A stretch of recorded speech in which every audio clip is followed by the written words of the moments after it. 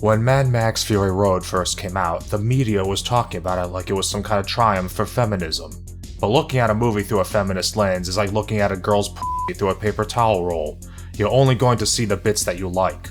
Once you take away the tunnel vision and see the big picture, you might notice she has more chins than a Chinese phone book and her tits hang lower than a midget convicted of cattle rustling. Not only did these people miss the irony that the movie was directed by a cis white man who never actually intended to make a pro-feminist movie, they also seem to miss some of the themes of the movie, which I would contend are fundamentally anti-feminist. Let's go over a few, shall we? But first, make sure you click the subscribe button if you're not already subscribed, and click the bell icon so you get notified when I upload future videos. Also, you can either support your kids, or you can support this channel on Patreon. Decide which one is more worth it. The Citadel is doomed without Immortan Joe.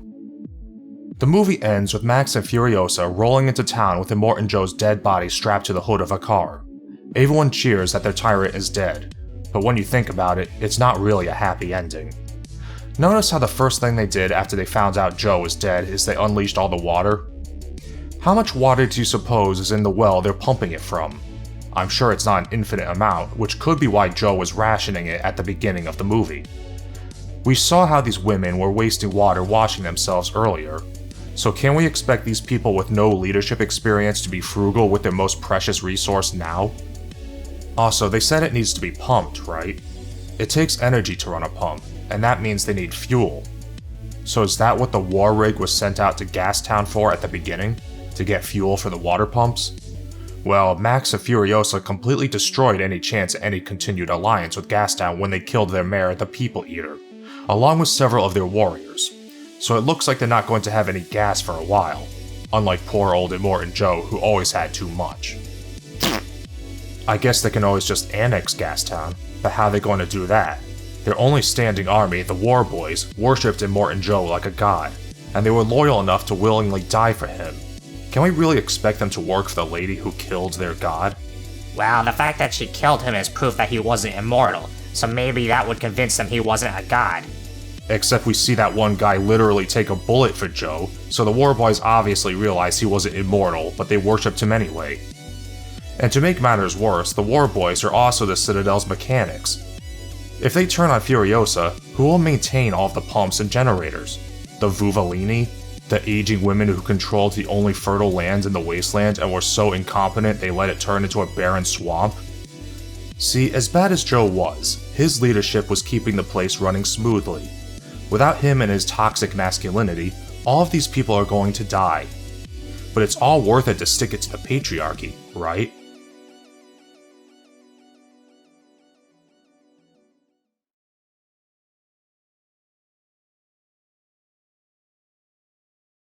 The men in the Citadel have it worse than the women.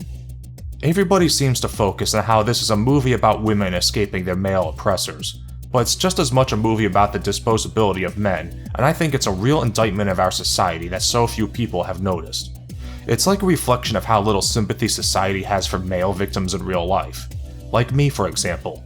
I got scratched up pretty badly the last time I strangled a hooker, but nobody's marching on Washington for me. One of the running themes of this movie is objectification, as illustrated by the fact that the plot is centered around a group of sex slaves trying to escape a diseased old man who calls them his property. Because of this, you might think this is a feminist movie. You might think of the Citadel as a patriarchal society when you look at the fact that it's being run by one mean old white guy and his sons. But then you have to ignore the fact that men are also the ones making up the bottom of this society, just like in real life where men are the ones doing all the most dirty and dangerous jobs, in which feminists never complain about the lack of female representation. You also have to ignore the fact that Immortan Joe had a disabled woman in charge of his army, which is pretty progressive, but that's beside the point. In an interview with NPR, director George Miller actually pointed out how this movie takes place in a world where everybody is objectified, not just women. Sure, the women have it bad, some are sex slaves, and others are treated like cattle, literally being milked. But did you notice how these women get to live a relatively cushy life inside the Citadel, with all of the books and music? When you see how bad people living on the grounds below have it, where life is evidently so brutal that just about everybody is missing body parts and they line up for water, it's easy to imagine there would be at least some women to audition to become sex slaves or to be milked, because at least they're well fed and protected from the elements. kind of like how some women turn to prostitution in real life because it's better than being homeless. In fact, there's actually a deleted scene where a woman tries to convince a Citadel guard to take her son to be a war boy, and when he refuses, she begs to become a milker and is accepted. But you know who really has it bad? The war boys. These guys live in the caverns, working with dangerous equipment and chemicals all day, and as a result, they all have scars and tumors and need constant blood transfusions. And when they're not dying of cancer and work-related injuries, they're getting maimed in road battles. These guys have the life expectancy of a Sony camera battery, but even so, they don't even realize how bad they have it because Immortan Joe has them all brainwashed, evidently from childhood. These men are willing to kill themselves for Joe because even their thoughts aren't free. So as bad as being a sex slave is being enslaved in the mind and reduced to a disposable tool or weapon not a worse form of objectification? I'll let my viewers decide that one, but I do know this. I don't recall seeing any feminists complaining about the lack of female representation among the war boys. Kind of like how I don't see any feminists complaining about the lack of female representation in all of our country's war memorial cemeteries and suicide statistics. I guess when it comes to equality, the door swings only one way. And did you also notice there weren't any women being used as blood bags in the war boys' cavern? It's almost like they consider women too valuable to harvest blood from them. And Immortan Joe doesn't need to keep his sex slaves in a well-furnished vault with entertainment. He could just keep them chained up in a sex dungeon, much like how he has the blood bags chained up in the cavern. So even though he sees these women as his property, he still treats them more like humans than the men he has dying for him. It's as if the Citadel is an exaggerated representation of real life, where all we hear about is how bad women have it, and most men don't even realize how bad they have it because they're so used to being told how terrible they are for the supposed oppression of women. Men in real life make up 3/4 of the homeless population and 3/4 of suicides in America, but we're all meant to believe women have it harder because they get catcalled, so let's give them all the attention. Nux never stopped being a slave. Around the end of the first act, we see Nux ready to light himself on fire and kamikaze himself into the war rig to kill Furiosa for Joe. He's thwarted by Max, but manages to catch up to the war rig and climb on to try to strangle her. The wives grab him and Furiosa says they should kill him, but the wives refuse, realizing he's just a brainwashed slave who doesn't understand what he's doing. In any case, Nux shows he's willing to die for Joe, exclaiming that he will join him in Valhalla just before they throw him out. About halfway through the movie, Immortan Joe tells Nux to kill Furiosa, but he fails. Nux then falls into a pit of depression because he let his god down. But then he's found by Capable, one of the escaping sex slaves. She realizes he isn't a threat and comforts him. Nux immediately falls in love with her. See, a normal person doesn't fall in love after knowing somebody for only a day. But having lived the brutal life of a war boy, he isn't used to receiving any kind of compassion.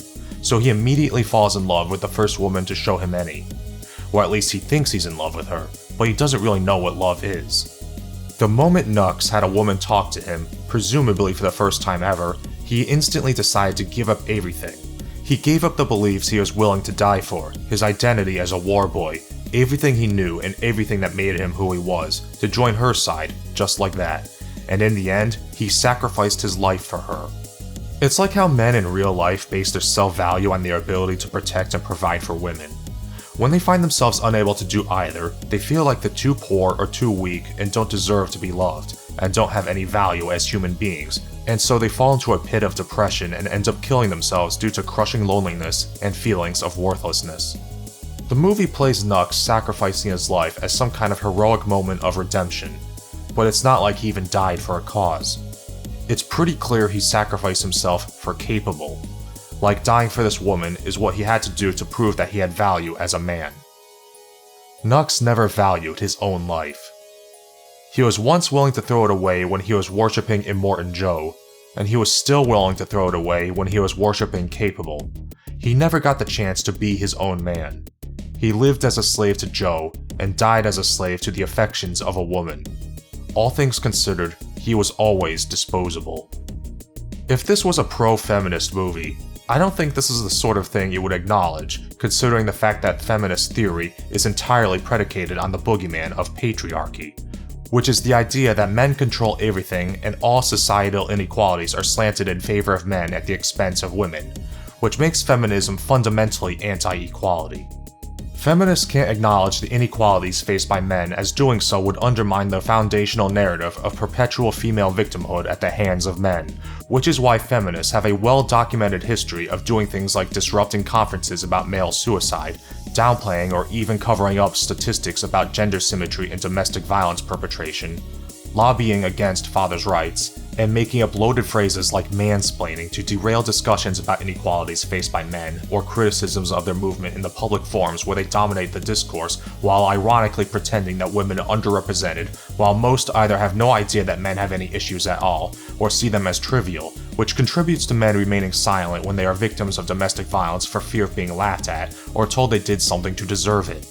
No, if this were a feminist movie, it would have done something like, say, depict a fictional superpowered woman as the hero of a real-life world war in which hundreds of thousands of men died to protect their home countries, while at the same time telling us how horrible men are, and boiling an extremely complicated conflict down to one bad guy mind-controlling everybody and completely ignoring the nuance and perspectives of both sides, and getting praised for it because it puts a woman in a starring role, because for some reason our society likes to pretend that's never happened before, and any little thing a woman does is hailed as some great milestone for female empowerment.